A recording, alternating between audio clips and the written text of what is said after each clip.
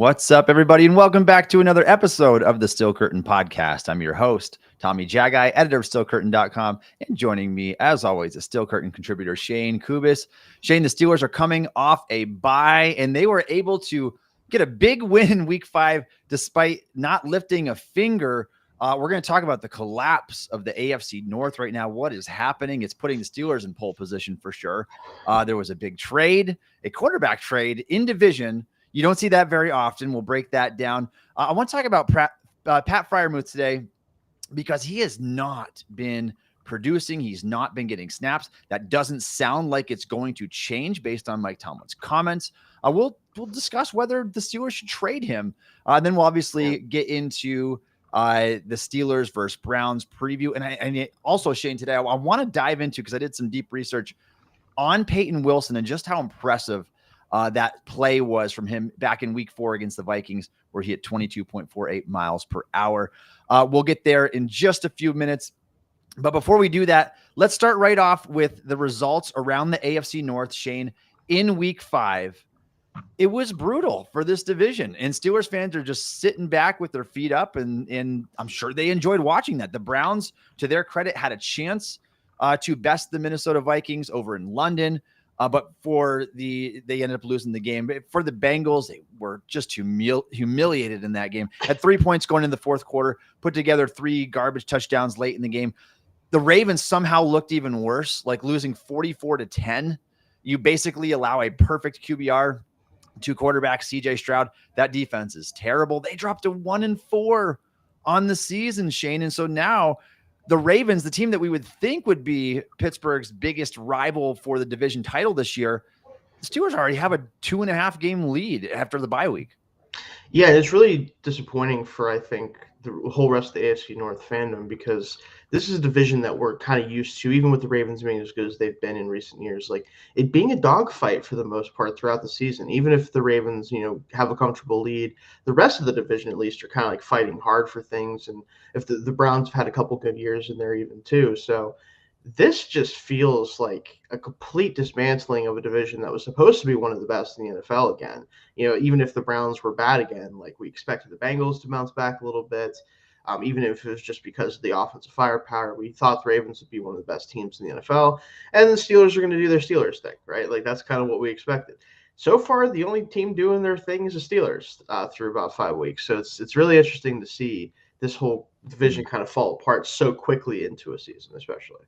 Yeah, Shayne, and even then, the Steelers are -2 in point differential entering Week 6. It's only 4 games, but you can argue that, 2 out of the 4, they have not been the better team pretty clearly. I think week 2 and Week 3, they were certainly outpaced in terms of yardage and everything other than the takeaway department, which is kind of what Tomlin lives off of. But the rest of the division, though, they're way in the depths when you're talking about point differential. And so the Steelers are still a leg up on them. They're still better on paper than their division rivals, and they've got a better record than their division rivals. I don't know if that's going to change anytime soon, but with back-to-back divisional games coming up here, Shayne, we know those can go anyway. It kind of just, it doesn't matter. Those a lot of times you tend to finish like 3-3 in the division, maybe 4-2. I don't necessarily know if that's going to be any different this year, just because the division seems to be weaker. Yeah, this Steelers team is not beyond losing to any of these teams, despite their struggles. I think we kind of know that, realistically. But it is tough because, like, this Bengals team especially, because the Browns' defense is still really good.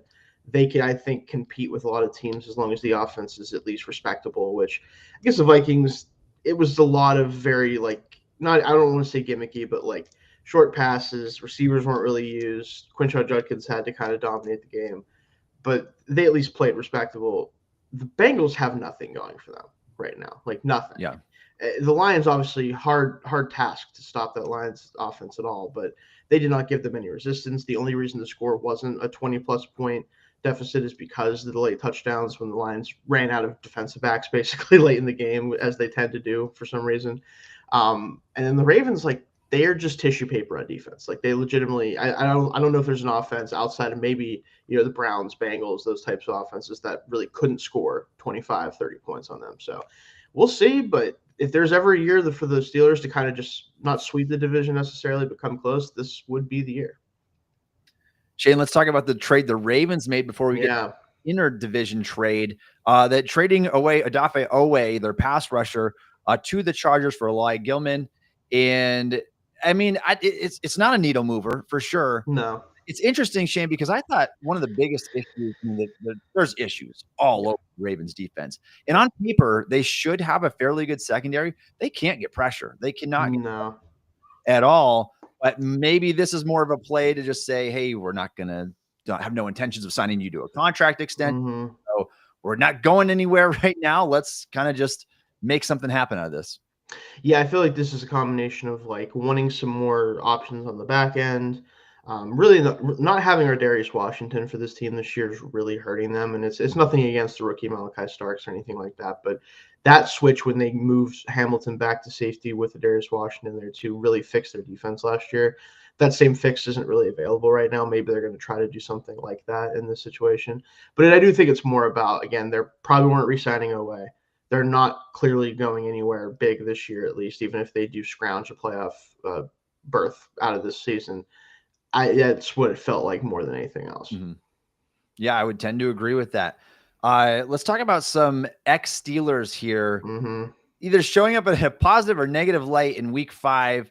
And obviously, we're not talking about Russell Wilson anymore. He was one of the big names that we had on watch. He's been benched over the last 2 weeks for quarterback Jackson Dart. But let's talk about George Pickens coming off. And these two guys played each other. George Pickens, Justin Fields. Another impressive game for Pickens, albeit only on 4 targets. He made the most of it, 57 yards and a touchdown. Now he's got like 150 yards and a touchdown over the last 2 games. It's been really good for Dallas. He really has. He's on pace. I believe I prorated this out. I did the math a little bit ago. I want to say it's 78 receptions for about 1,300 yards and 17 touchdowns this year. Obviously, the touchdown number could come down. It's an early sample. But he's on pace to have the best season of his career. He's on pace to have the most efficient season of his career. Obviously, he has Dak Prescott throwing him the ball, and that certainly helps. But even in the midst of CeeDee Lamb being down with the injury, Pickens is stepping up, and he's being the guy that still can take the top off the defense and still can draw top coverage. Did the Steelers make a mistake here, Shayne? When we said time and again, they just couldn't move on. They couldn't move forward with him on the roster because of how things were. The antics, the media sessions, everything like that. Has this changed your mind at all about Pickens? No, because this is the talent that he's always been. Like the problem has never been the talent with him. He's put up respectable numbers in an offense that never really fully leaned into what he does as a player.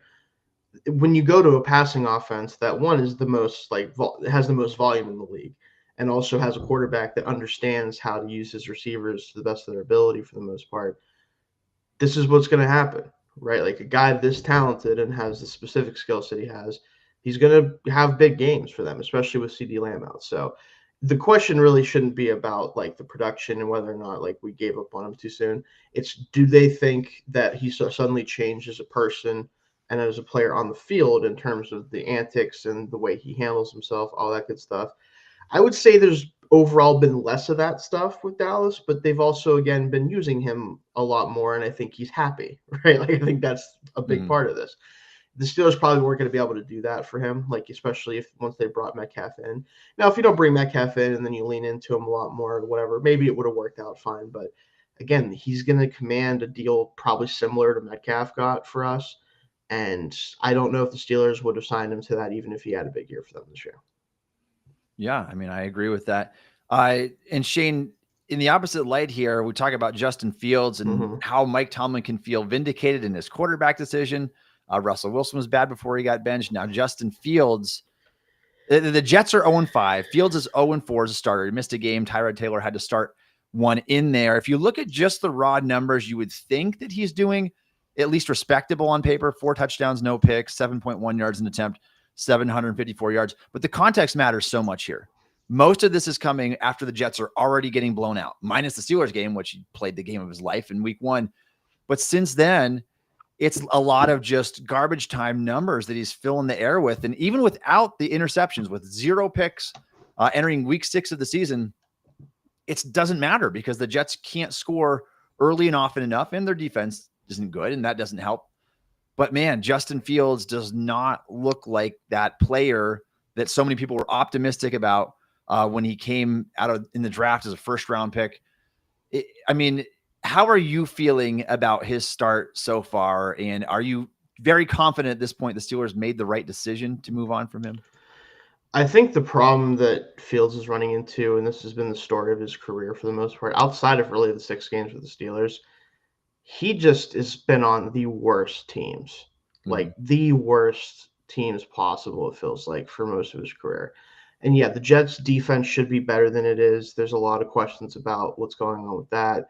The offense, especially the offensive line, when it's healthy, should be better than it's been, but it's kind of been up and down. And to be honest with you, he has one playmaker and maybe two, and the other one is a rookie tight end. Like, especially when we're talking about the passing game, Breece Hall can do some stuff, but again, he's not quite the same player I think he was coming out. Garrett Wilson is getting like a 35% target share or something like that, because who else are you going to throw the football to in this offense? Like, it just feels like every situation that Fields ends up in, there's a very clear weakness to whatever the offense is or to what the team is. And he's played better, I still think, this year in the 6 games of the Steelers than he ever played with the Bears. But it just isn't enough when you're giving him situations like this where, like, okay, yeah, if Garrett Wilson doesn't make a play, the passing game probably isn't going to work. And if Breece Hall can't break off a huge run, the running game probably isn't going to work.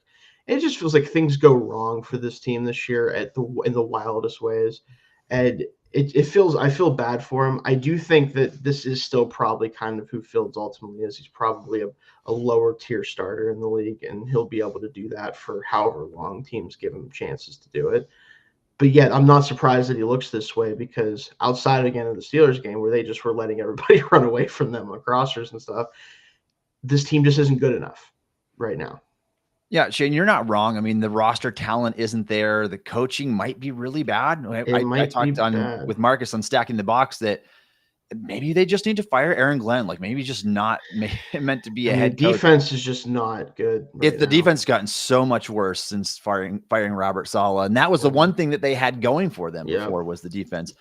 But Fields, I feel like it's the same problems that remain. Are you accurate enough from play to play?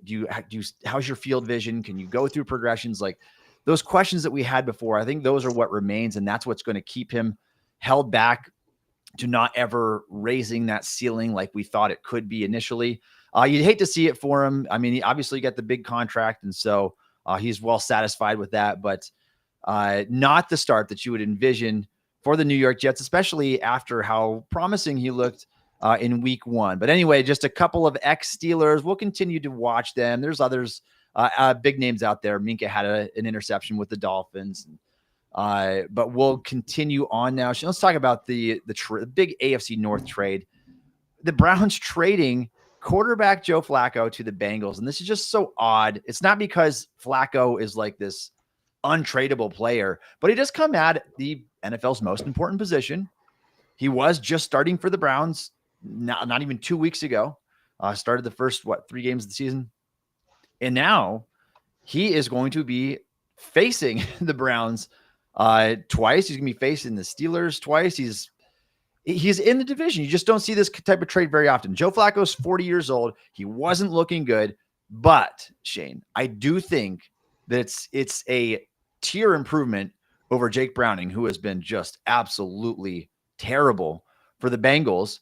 And it might be the recipe for success against the Steelers. If the Bengals are to have any success, why not Joe Flacco? The Steelers lost to Joe Flacco just last year when he was on the Colts, allowed 27 points.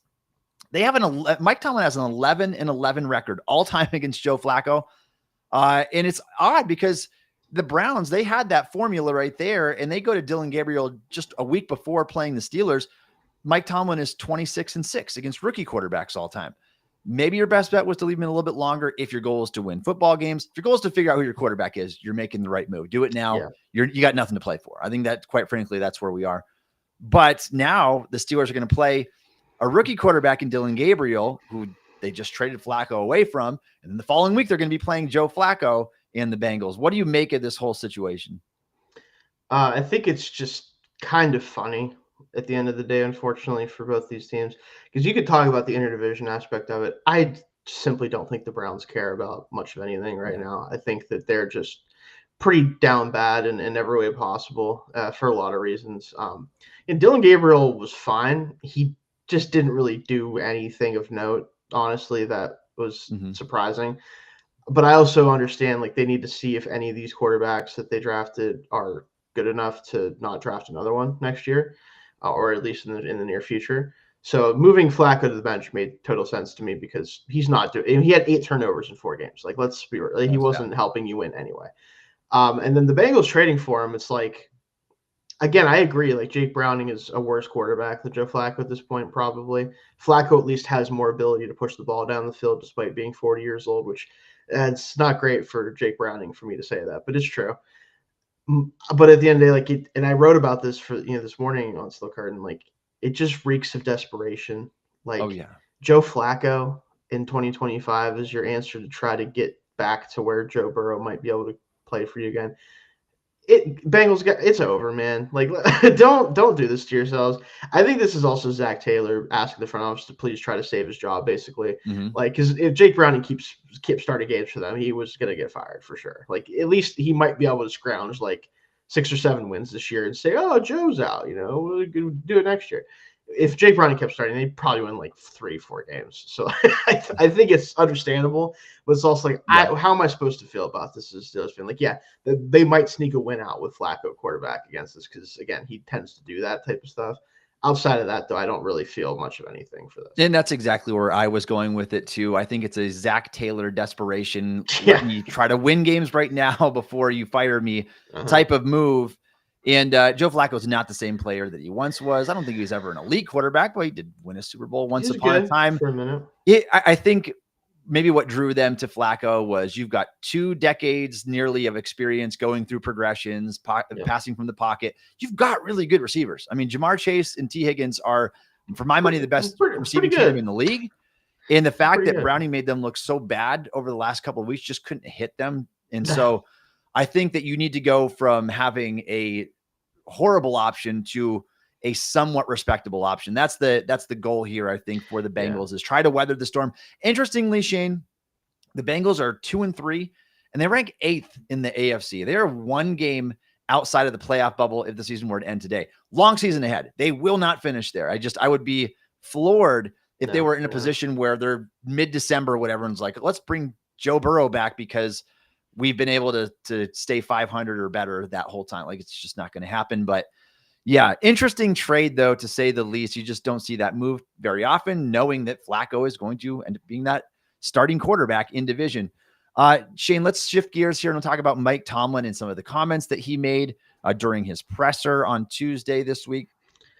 Offered some encouraging injury updates when it came to Jalen Ramsey, Alex Highsmith, and even Jalen Warren, with a chance of them returning this week. They're practicing in limited fashion. And it's interesting because I don't know if you saw Jerry Dulack's report, but it said, I'm paraphrasing here, Ramsey had some significant hamstring tear. And so that doesn't seem to be the case if he's back in practicing already.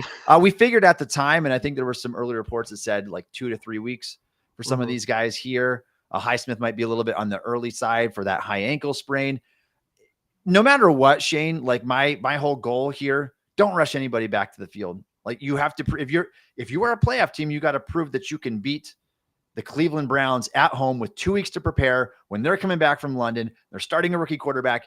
And if you can't do that, we've got some deeply rooted issues here. It shouldn't require Jalen Ramsey and Alex Highsmith and Jalen Warren to get that win. Now, again, in division games, they can go either way. The Browns defense is going to play Pittsburgh tough. They always do. But I would be really cautious. Last thing that you want is an injury setback, so soft tissue injuries can linger on.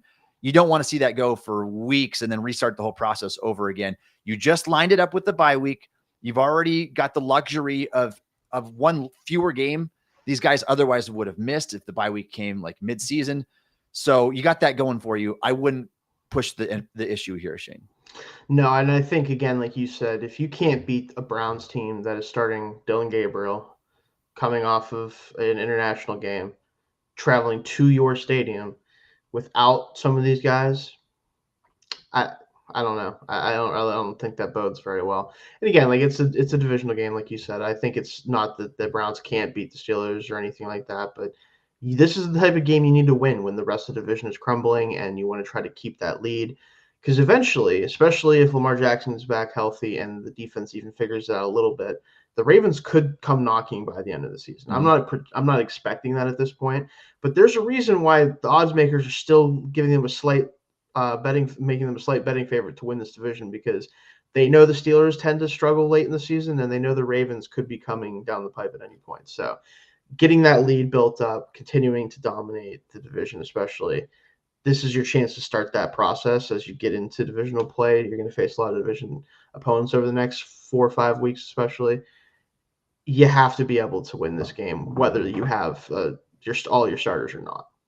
And there's no question this is a crucial game. You want to emerge victorious, get that first big divisional win in there.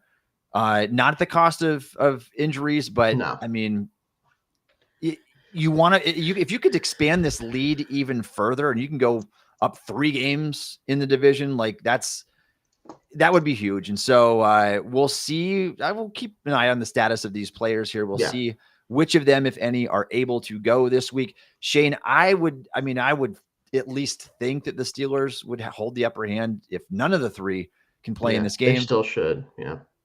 But again, we've seen stranger things happen. The Steelers lost to Jameis Winston in the Browns last year, and so they did. They're capable of it. They did. All right, Shayne, let's talk about the updated AFC standings here before we get into our next big topic. The Steelers are 3rd in the entire conference right now, and that's not bad considering they've had a bye week. It's not bad considering they've looked up and down at times early this season. I think everybody would have signed up for this. If we could have said going into week 6, Steelers will be 3rd in the conference, they would host a home playoff game if the season ended right now. If they have a 3-1 record, everybody would be on board with that.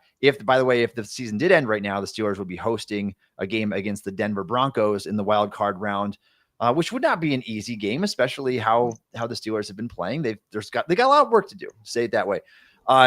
The Bengals sit in 8th place, just outside, technically on the bubble. I think that they dropped maybe to the bottom of the AFC or near the bottom of the AFC, right down there with the Jets and Titans. Maybe by the end of the season, we'll see how Flacco does.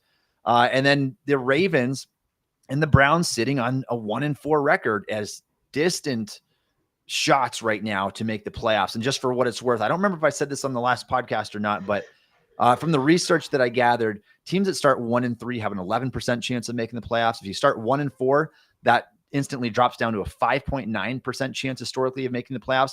And when you get to 1-5, it's over. Like it just doesn't happen. And so the Ravens, after getting humiliated by the Texans, are going to play the LA Rams this week, maybe a top 5-ish NFL team right now. Like, that's not going to end well. And if the Ravens start 1-5, you have to start wondering, like, are they going to just flat out tank the season after that? What do you do after that? Because it's not like you need to go out and draft a quarterback, but rest of your team stinks. The AFC is interesting in terms of the standings so far this season. Obviously, we have the Chiefs obviously being down there too a little bit. Mm-hmm. Granted, the way the Chargers' offensive line looks and the way the Broncos can't decide if they're good or not, they could still win their division. Who knows? But there's a lot of interesting things with this. But I think, like you said with the Ravens especially, if Lamar can't go this week, which I would not rush him back because you don't want him to suffer some sort of catastrophic injury or something like that. Like you said, if they go 1-5, they'd have to win like 9 of their last 11 games just to have a chance to 1, win the division, and 2, make the playoffs, because they could shoot at 10-7. That's probably not happening with this team. Like, even if you get everybody back at full strength, you're probably not going 9-2 even though their schedule's pretty soft down the stretch. Are they going to probably end up closer to like 9 or 10 seed type of team because they win 7 or 8 games once they get guys back a little bit down the stretch? Probably. So they're probably not going to be 1-4 type of team all year, but it's probably, I hate to say this for because it's not really fun to have the AFC North be this bad. I think it's over for the rest of the division, honestly. Yeah, I think that you might be right there, Shayne. And I don't know the last time we've been able to say that. I mean, it's always such a competitive division that there's at least 2 or 3 teams. I mean, you could talk recently as last year, the Yeah. Steelers had a top 2 division in the NFL. That has changed dramatically. And of course, that's going to happen when Joe Burrow, Lamar Jackson are out, two of Yeah, a the lot of best this is quarterbacks in the injuries, game. obviously. Yeah. What's so bizarre about the whole AFC playoff picture right now is that the Indianapolis Colts would be the lone team at the top of the list, holding the lone first round bye, getting that bye week, not even having to play in the playoffs until the divisional round.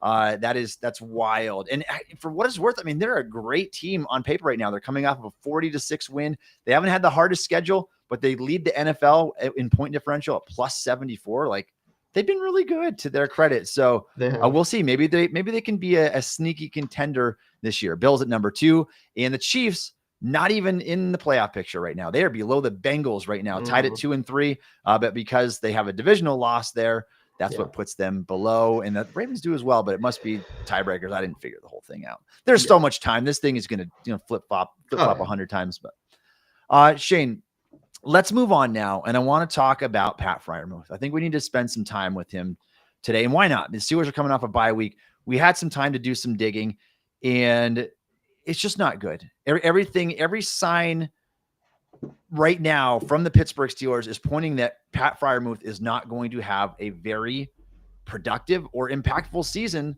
for this football team. And I think that we're seeing it trending the wrong direction for Freiermuth, and that's not a good thing. And so just to rehash what happened in week 4, just before the Steelers' early week 5 bye, Pat Freiermuth played 15 snaps, and Darnell Washington played 48.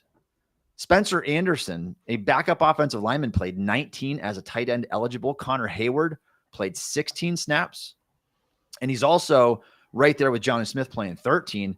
At least Jonnu, in very limited snaps, was getting engineered targets, getting those screen passes, 2 catches for 6 yards on 3 targets. It's very uneventful. But Freiermuth didn't earn a target. And so now what we're looking at, Shayne, is over Freiermuth's last 2 games, he has 1 reception for 6 yards. You talk about a guy that is not making an impact. That's Freiermuth on the season right now. On the season entering week 6, which again is 4 games, only credited with 1 start. And you can kind of see why. Freiermuth has 7 receptions for 65 yards. Shayne, I remember it's like 3 of his first 4 seasons, other than that year 3 when he spent a lot of time with injuries, concussions, and soft tissue. The other 3 years, it's like you expect every 2 or 3 games Freiermuth to get a 6-catch, 70-yard type of game. That's what he has on the season so far right now, and we're a quarter of the way through. I prorated Freiermuth's numbers, and they're as bad as you can imagine. On the year, Shayne, if things continue in the trend that they're going, Freiermuth would finish with 29 receptions on just 42 targets for 276 yards without a touchdown.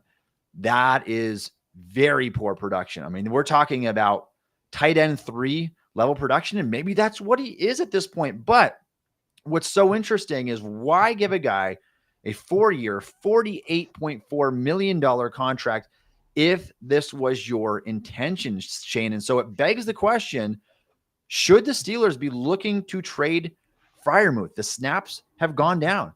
Mike Tomlin's comments, I told you we would talk about that. He alluded to the fact that Darnell Washington is going to play a lot against Cleveland. And why not? I mean, the guy's coming off a game where he played 48 snaps. The Steelers finally had a good rushing performance, I think largely because Darnell was out there paving roads. He is the more rare tight end of the group, of Jonnu Smith, of Freiermuth. He's the rarest of the group. He's capable of doing that. And even when you pass the ball to Darnell, he's going to fall forward for 3 or 4 yards after the catch. I just don't get the intrigue with Freiermuth at this point, Shayne. So is it fair to say that this is a player for the Steelers, considering the contract and the utter lack of usage and production, should he be on the trade block? I think if they're going to continue to not use him in the passing game, then yes. But I do think when I've watched games back, I just think that they don't have any interest in getting him the football, and I cannot figure out why. Because he is one of the few players on the team that has been here and that they already know how to utilize. And it's frustrating for an offense that just doesn't work a lot of the time this season. to see a player that, again, we know what to expect from him, for him not to be getting used in the passing game. And it'd be different if Johnny Smith was effective this year. He has not been, especially on a per reception basis. It's just really frustrating to watch this offense whenever the only guys who can seemingly do anything is Calvin Austin occasionally when he's healthy, DK after the catch, and throwing the ball to the running backs. Like, that seems to be the only thing that works for this offense right now in the passing game. You have 3 tight ends, all of whom can be productive both as a receiver and especially as a blocker when it comes to Darnell Washington. And none of them are really getting targeted in the way that I think they should be. And that going into the season was kind of the entire point of the offense, I thought. Like, based on what they were trying to do and the fact they traded for Johnny Smith, I thought that was going to be the plan. So far, whether it's because Rodgers isn't doing it or Arthur Smith isn't doing it, that's not happened. And that's the most frustrating part for me. So if they are going to continue to just not use him in the passing game, they absolutely should look to trade him. But I would also argue, like, for what? Like, what are they going to get from a team for a player that isn't producing for this team, except for maybe a team that understands, like, okay, we know what Pat Freiermuth has done in the past. We think we can get him to do it again. Then you might get something of value for him. But I don't really know who's going to do that at the present moment. So that's the biggest problem is, one, should they even be using him the way they should, or they are so far? And then if they do want to trade him, for what?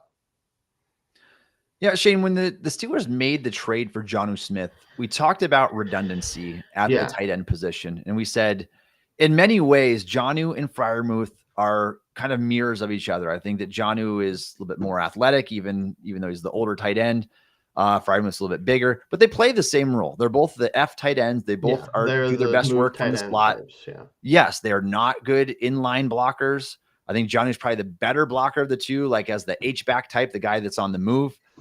But in terms of their passing roles, very similar in what they bring to the table, or at least in terms of their alignment, where they line up on the field for the Steelers. And you're seeing that now. They're cutting into each other's production. And so Jonnu has been incredibly inefficient, like wildly inefficient. We're talking about 4.4 yards a target.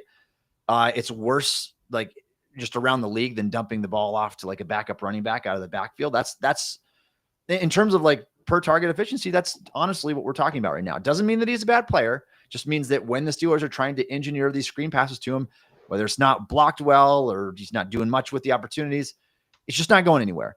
But at least Jonnu is getting opportunity. Like you said, Freiermuth's not getting opportunity. I think a lot of that is not his fault. I think it's dictated by the game plan. And when they are running 2 tight ends or 3 tight end sets out there, when they're in 12 or 13 personnel, a lot of times Smith is the earlier read on the pass. And so he just doesn't have production. It's really that simple. But where I am right now, Shayne, is like, I don't want Darnell Washington coming off the field. Dude played like almost 91% of the Steelers snaps in week 4 before the bye week. They had their best offensive performance, at least in terms of efficiency, certainly since week 1, best running performance by far.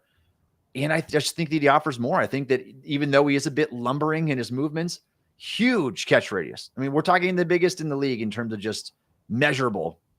And he's tough after the catch. I just don't see the point of taking him off the field. And if that's going to be the case, then maybe it is a pick or choose between Freiermuth or Jonnu, because I think it's really hard to justify spending $24 million combined on those 2 players that are equaling very poor production. If I can go out and swap Freiermuth for maybe just a depth receiver or a pick in next year's draft, mid-round pick, 4th round pick, whatever it is, maybe you do it at this point. I mean, it barring an injury, I just don't know how this is going to get better for him. I think it's trending the wrong direction. I would not be shocked at all if he gets another 15, 18 snaps again in this game. I wouldn't be shocked at all if he goes without a catch. And we're looking at 1 catch over the last 3 games. At some point, you're only tanking your trade value. And I think that other teams know who Freiermuth is based on his first 4-year sample. They know that he's a player who was the first tight end to ever catch 60 receptions in back-to-back seasons. They know he's a player that has 3 seasons of 60-plus receptions and averaging 600 yards in those years. He's reached 7 touchdowns. Maybe that's your best bet at this point if you're refusing to use him, because obviously he's not going to help you that much as a blocker either. No, to be fair, I think he's been a pretty good blocker this year compared to last year, especially just it's been a little bit more effective. But Darnell is the best tight end on the team, and specifically the most effective tight end for the offense the way they wanted to run. And I don't know, part of the problem with Johnny Smith too so far, and why his target, why the receptions per target or yards per target, I should say, is so low. Last year for the Dolphins, he had, of the 100 or so targets he had, 28 of them were behind the line of scrimmage. So about a little over a quarter of them. 11 of his 16 targets are behind the line of scrimmage for the Steelers this year. I understand he's an athletic tight end. He's not a wide receiver. He's not going to make explosive plays out of those opportunities. Get him the ball over the middle of the field in the short to intermediate area where he can run after the catch. And that's the same for Freiermuth. If you can't do that with either of these two, they don't serve a role on the offense. They don't serve you a purpose.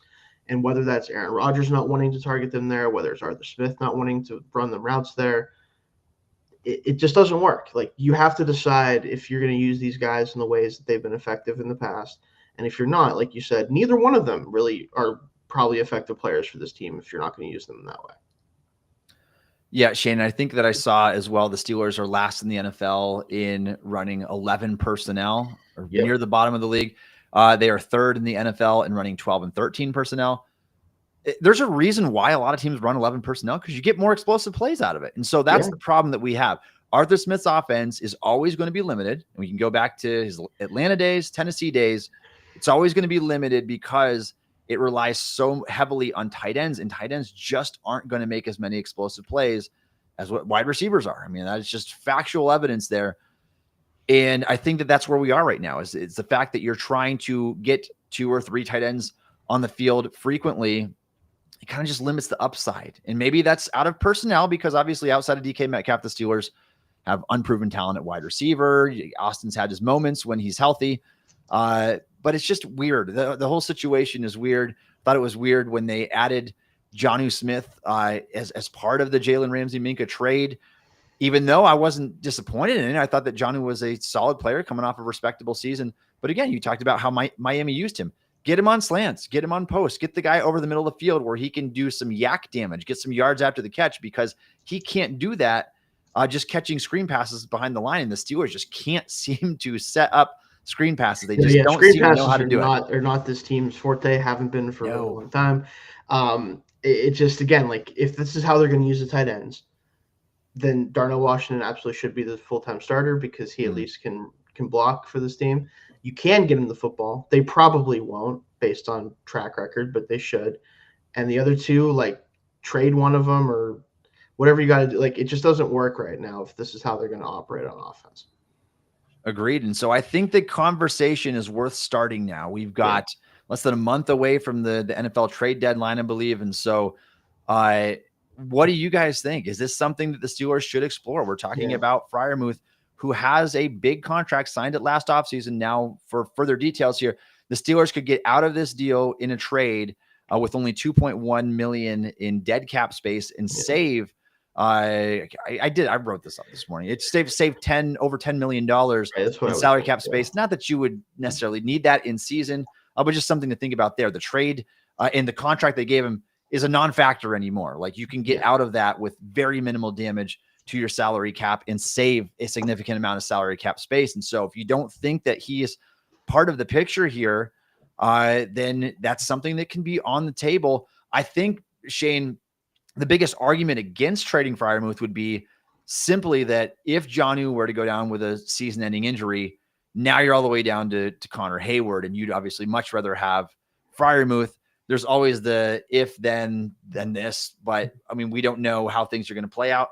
As of right now, if things continue the way that they're progressing right now, Freiermuth is going to have a very small role. He's made 1 start.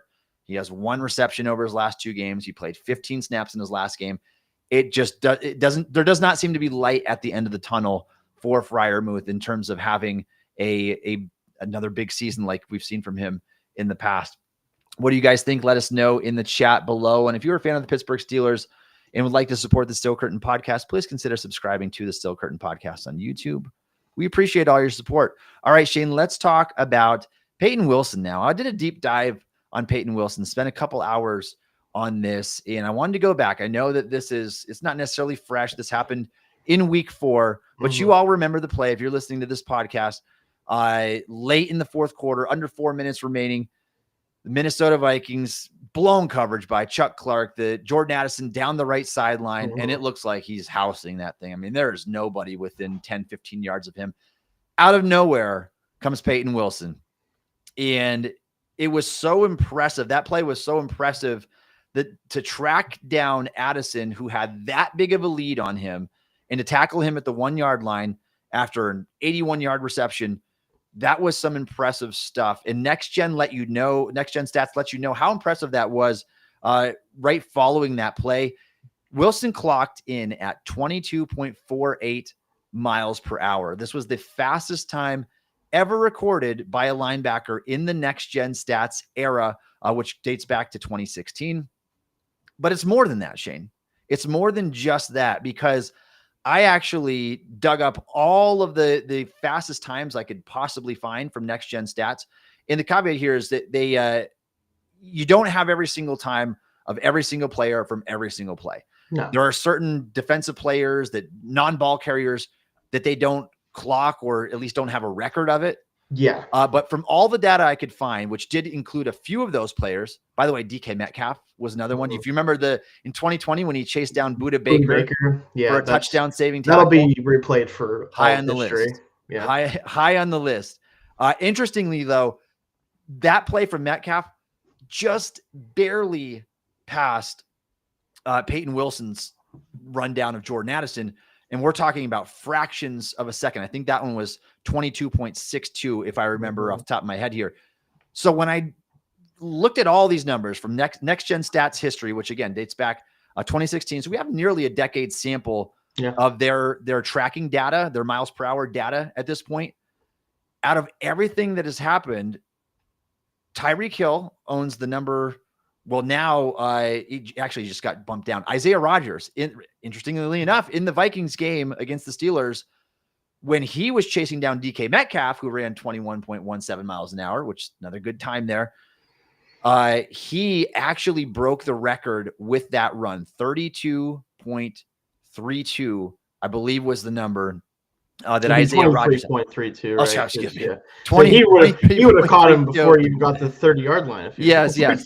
Brain blip. 23.32 miles an hour, which just notched out Tyreek Hill in a kick return touchdown that he had back in 2016 for first place. Now Tyreek Hill holds the number 2 and the number 4 spot. Makes sense. Raheem Mostert holds the number 3 and the number 5 spot. I got the list right here. And this data was actually just updated on August 1st. And so I'm throwing these new numbers in there as they come out. And I think that that's the only other one from everything that I've seen that is made is Isaiah Rodgers. So that moves Deshaun Jackson down. He had a play in 2016, 22.6 miles an hour. That bumps him down to number 6. Actually, DK Metcalf's is right there, which was a non-ball carrier stat, so it wasn't included in there. So DK Metcalf, his play in 2020 would be number 6. Deshaun Jackson's would be number 7. Stephon Diggs had a play in 2016 at 22.50 miles an hour, would be number 8. And that means that slotting ahead of Xavier Rhodes at 22.40 would be Payton Wilson as the 9th fastest player from the data that I collected, the 9th fastest player that we have record of in terms of miles per hour reached. Now, again, I want to say that in order to reach said top speed, you need a lot of grass in front of you. You need a straight line. But the fact that he was able to get as fast as he was, and by the way, every other name on this list, every single one is a wide receiver or a cornerback. Every name that's ever posted these numbers in the top 10 like that, wide receiver or cornerback. This is a 6'4", 240-pound linebacker. I think that, and that's why I went back and dug on this, because I didn't get a lot of time to talk about it in the moment. There was a lot of other things going on with game coverage.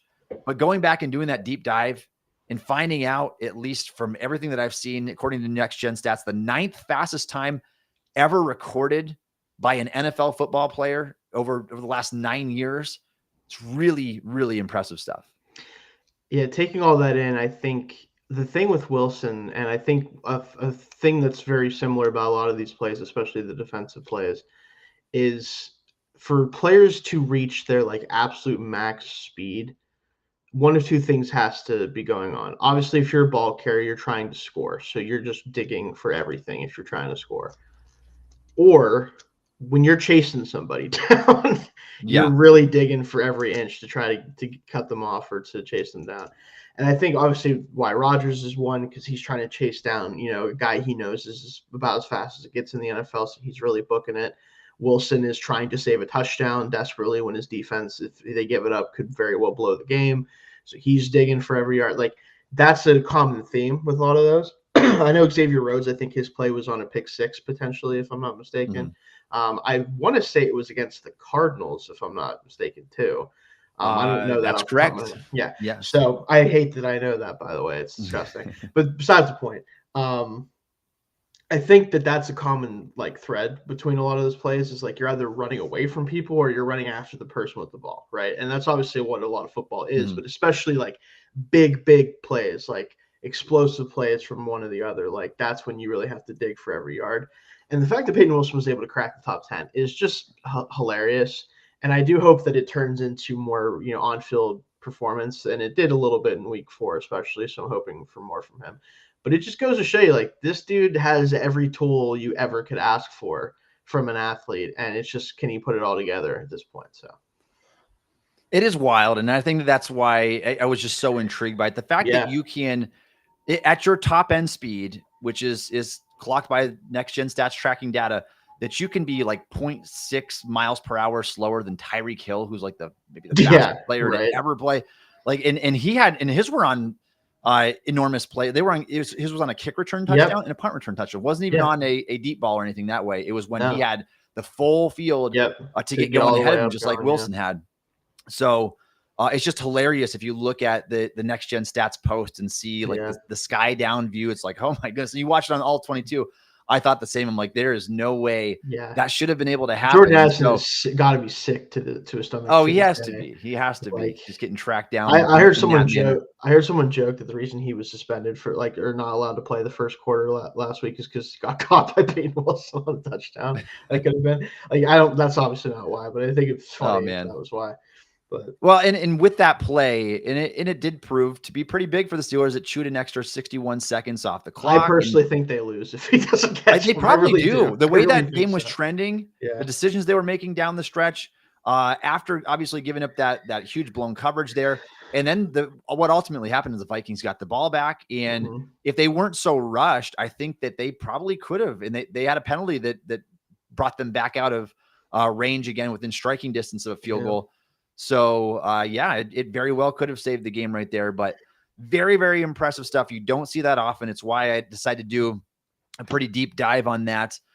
So let me know what you think down in the comments. You impressed by the 22.48 miles per hour? And man, Payton Wilson, you talk about a guy that at the combine ran official 4.43 speed. That was just every bit of that was on display. And Shayne, maybe like you said, it's that extra oomph of knowing there's a guy in front of me and I want to get him down so bad before he reaches the goal line. That's the extra motivation there. Absolutely. Yeah.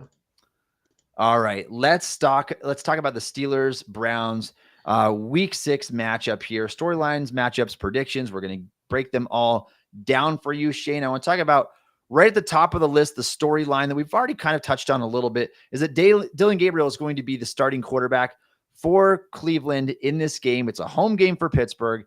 Like we said, the Steelers have a big advantage for multiple reasons here. They've had 2 weeks to prep to face this team, while the Browns are coming off of a London game, traveling back across the Atlantic to go on a road game to Pittsburgh. That's a huge advantage right there for Pittsburgh. Secondly, the Steelers, like I said, are 26-6 all time when they face rookie quarterbacks. This is only Dillon Gabriel's second ever start in his NFL career.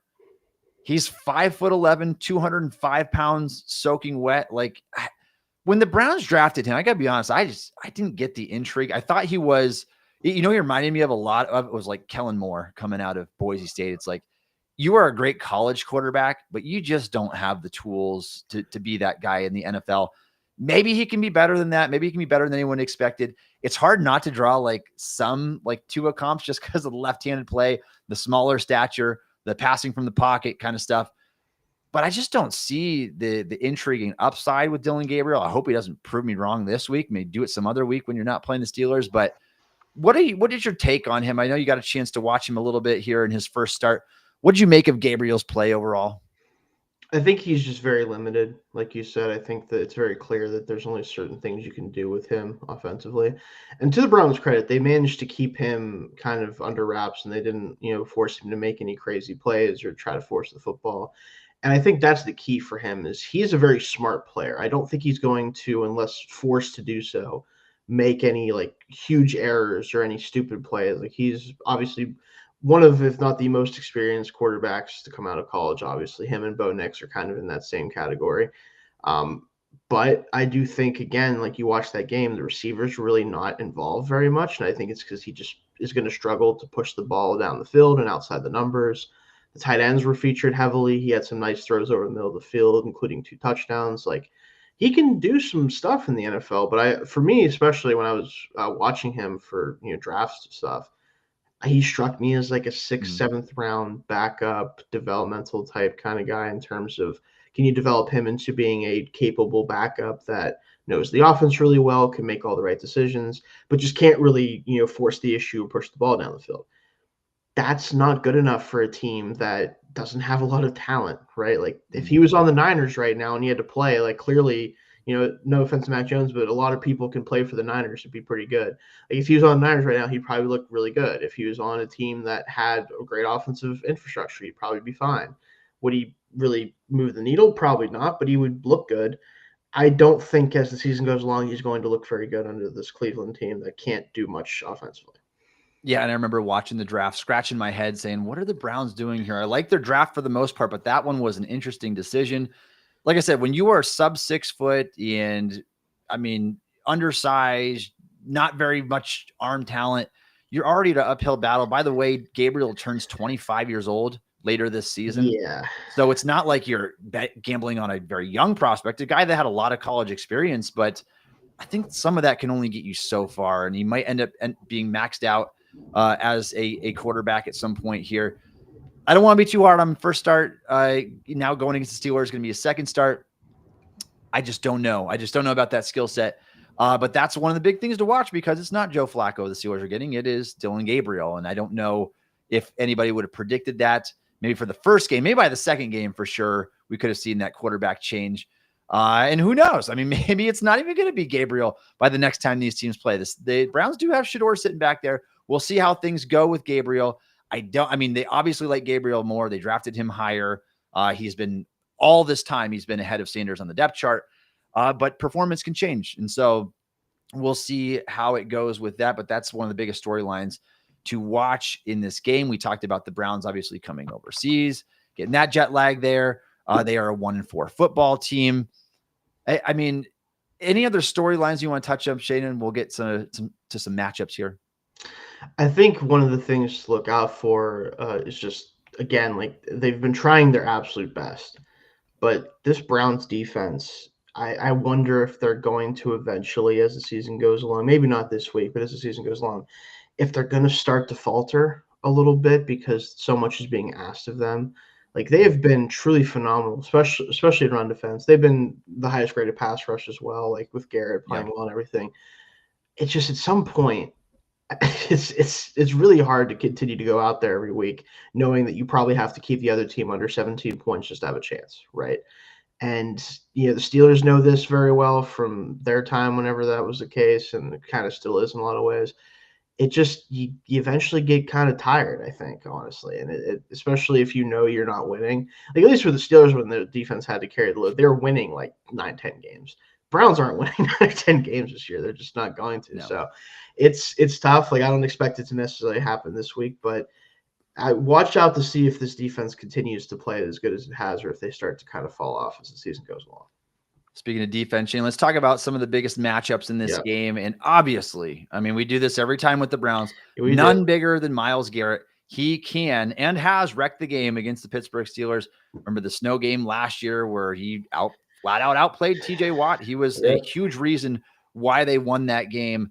They can't let that happen this time. I mean, you know what you're up against. You know that you're facing maybe the best defensive player in the entire league. He's so lethal as a pass rusher. The game plan here should be fairly simple. It's not Broderick against Myles Garrett. It's not Fautanu when he's on the other side. It is Broderick plus Darnell Washington. When he flips sides, it is Fautanu plus Darnell Washington. Washington needs to be there, I think, every time. I think every time there's a true pass set, you have to leave him in and help pass protect. We know that these tackles have struggled early on in the season. They struggle a bit with power, I think largely because of their technique is still not very refined. And Garrett's just going to get the best of you in more ways than one. And so that has to be priority number one out of everything in this game. Stop Myles Garrett from wrecking the game. Just like other teams devote attention to TJ Watt and you say, I know where you're going to be every play. We'll send a chip over there. We'll double team you. We'll take you out of the game. Do your best to try to take Myles Garrett out of this game. Yeah, and it can't be asking Project Jones to hold up on none. They're not going to do that, I don't think. But that is going to be the conversation: is what does he look like against Garrett? And the answer is probably not good. Like, it's just going to save you the trouble. It's probably not going to look very good. But they know that, or at least they should know that, and they should plan accordingly, right? If they don't, well, Aaron might be on the ground a lot. Let me just put it that way. So, and I think they're also going to try to mitigate it by running the ball. But another matchup you could talk about is this run defense. Been the best in the league pretty comfortably. Are the Steelers going to be able to do that effectively? I would guess probably not, at least not in a way that allows them to rely on it the whole game. They're going to have to put the ball in the air to put points up. And when they do, that's when Garrett is going to be at his best. So, yeah, and you can't expect Kenneth Gainwell to have the game that he had against the Vikings. I mean, if he does, every time, awesome. But Minnesota's run defense was struggling. That was not one of their strong suits, even though they were great at blitzing, good in pass coverage. They were allowing 130 yards on the ground per game going into that contest. And so we knew that they had some vulnerability there. The Browns are not the same way. And so if Warren can't go in this contest, or if he's limited because of coming off of the injury, I just don't see this performance going well. Even if Warren was at full strength, like you're running into a wall here is what we've seen early on from Cleveland. Can you find a way to be successful on the ground? And maybe they're just kind of leaning into this formula of we're going to play Darnell Washington 45, 50 snaps in the game because he's the guy out there that's essentially operates as a third offensive tackle, and he pretty much is. And so I think that's going to be largely the plan. Whether it will be effective, I don't really know. Speaking of the running game, Shayne, you talk about the running backs in this competition. I got to go back to Mike Tomlin's comments here for a second. Just gushed over Quinshon Judkins, gushed over that guy. And obviously the Steelers wouldn't have had a chance to draft him. He went 36 overall. So unless you're spending your first round pick on him, which you clearly weren't going to do, they didn't have a second round pick in the draft. Tomlin loves this guy. I mean, you can already tell just the way he was talking about him, how much he likes him, talked about him being the perfect replacement for Nick Chubb, talked about how amazing he was, how the Steelers have had eyes on him for a while now during his OSU days. In the same breath, didn't really offer up the same praise to his own rookie running back, Caleb Johnson. More like, well, when you get an opportunity, you better go out and show it type of thing. For good reason. I understand that. Johnson had made the critical special teams error, was in the doghouse the next week, didn't even play a snap for Pittsburgh. And then in week 4, before the bye, earned 6 carries for 22 yards, I believe, in that game. Not there. I mean, there's been very minimal. We're talking about 8 carries. It's so hard to judge a running back off of 8 carries going into week 6. You can't. Yeah. No, and it's not really not fair to him in a lot of ways because he was not drafted to be a special teams player. He was drafted to be a running back. And so he wasn't even drafted to be the guy necessarily, not right away, at least, to be the guy that's catching the ball out of the backfield or blocking. You know what his strengths are right now. It's running and running from the wide zone. I'm hoping the Steelers get a chance to use him that way. Now, having said that, I feel much more confident that Quinshon Judkins is going to have a good game as opposed to Caleb Johnson. It's not his time yet. But I'd like to see that narrative flip a little bit. I'd like to see Tomlin get on the Caleb Johnson train. He knows him obviously as well as anybody. But just something worth noting is the rookie running backs in this game. Yeah, Judkins has been pretty spectacular for the Browns so far, especially given the fact that they haven't really blocked that great for him. He it was a player that I liked a lot in the draft, and I actually was happy that he got drafted as early as he was because I had him in that range as a player. Obviously, had some off-field stuff that got figured out, and he was able to get back on the field. But he just has a patience about him as a runner and a burst through that like initial 5 to 10 yards of acceleration. The long speed I think is good, not great necessarily, but his ability just to get through the hole initially and kind of burn angles to the sideline and be able to get 20, 30-yard chunks. Like he's already shown that a lot in the NFL. I think he's going to continue to show that. I would not be shocked if he is the biggest reason the Browns win if they do. It would be him kind of making plays for the offense. Yeah, no, I wouldn't be surprised at all. He's had a couple of really good games here very early in his career. And it's surprising because he missed the entire summer essentially. And it just coming out of the. It's nice being a running back and kind of being able to say, well, I know how to run the ball. Yeah. Like, yeah. That part doesn't change too much. Yeah, there's no.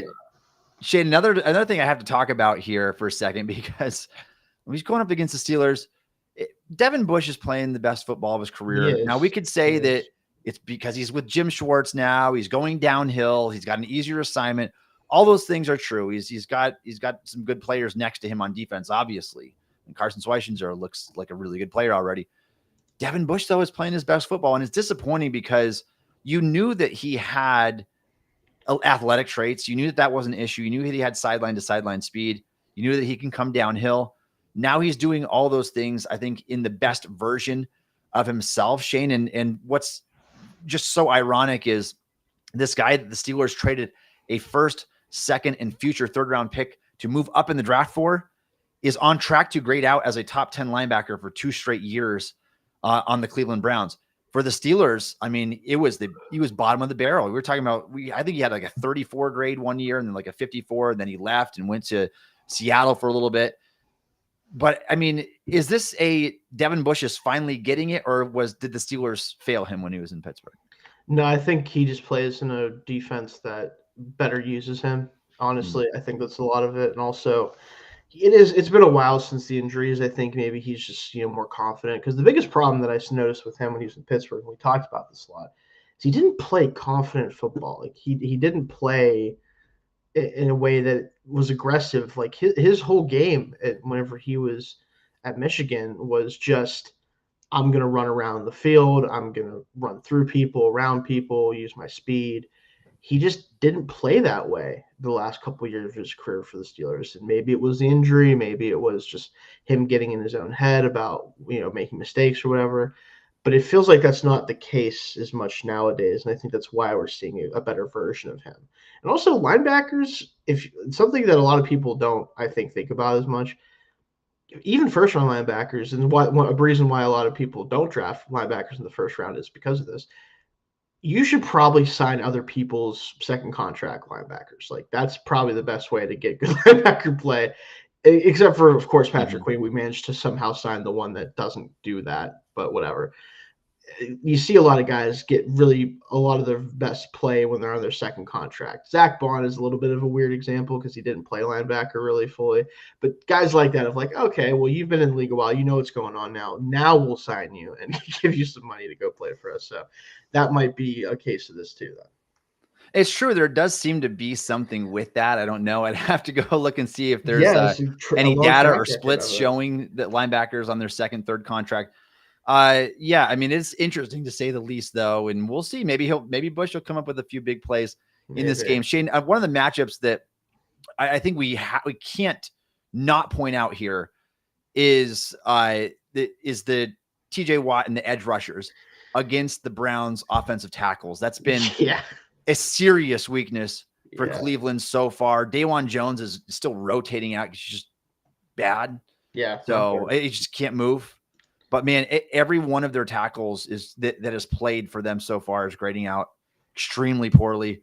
What do you make of that matchup there, Shayne? And who do you think is going to end up victorious? I mean, I think Conklin can still play.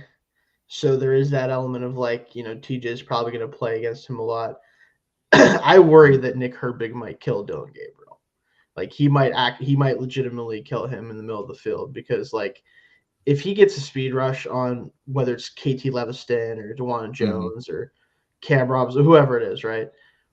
They're not going to be able to deal with that. They just aren't. I fear that Gabriel's going to take a huge hit at some point from Herbig and like be out of the game. We're going to see Shadur Sanders. Like that's the type of stuff that can happen when your tackle play is this bad on the left side, especially. So, granted, to be fair, that is going to be his side he could actually see from because he's a lefty. But I don't know if it helps a whole lot, to be honest with you.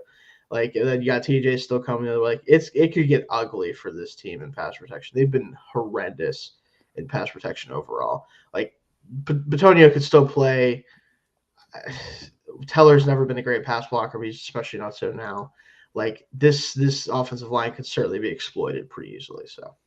Yeah, and it feels like that is where Cleveland could be heading with their top pick next year as an offensive tackle. And so we'll see. I mean, it's one of the strengths of Pittsburgh. You got to be able to exploit that. And so we'll see if they can do it this week. And I think Conklin's only played 66 snaps.